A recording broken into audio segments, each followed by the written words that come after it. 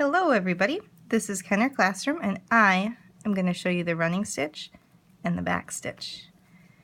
I take my thread that's on my bobbin, I round it up on the bobbin, put the number right there so I know what kind of thread it is. I don't need a thread that's too long, I don't want to bonk everybody next to me.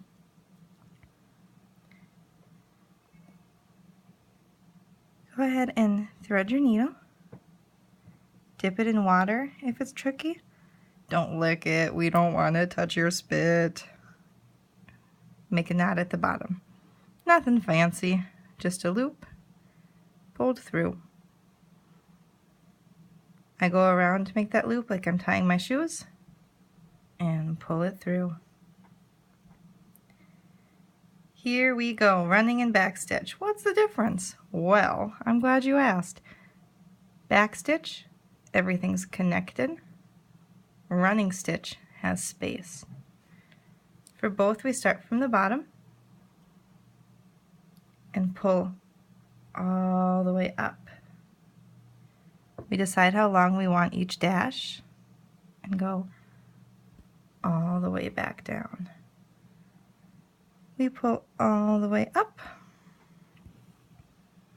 and all the way back down, leaving ourselves a little space so our running stitch is a dashed line.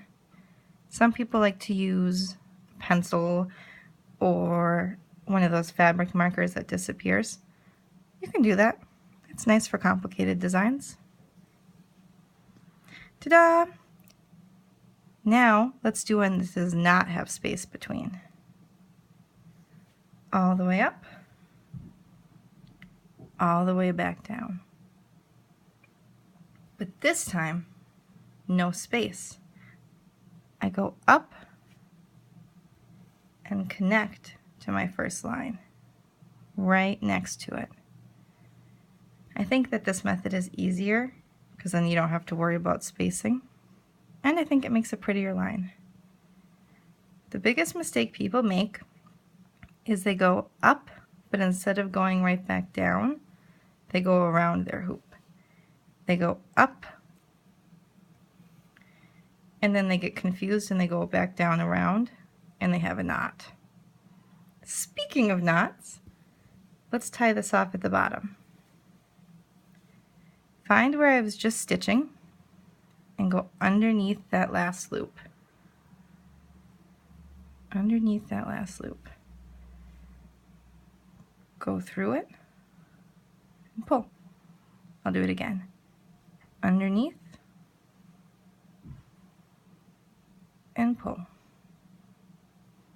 That's all there is to it, running and back stitch. For more, go ahead and visit Kenner Classroom on Facebook. Bye!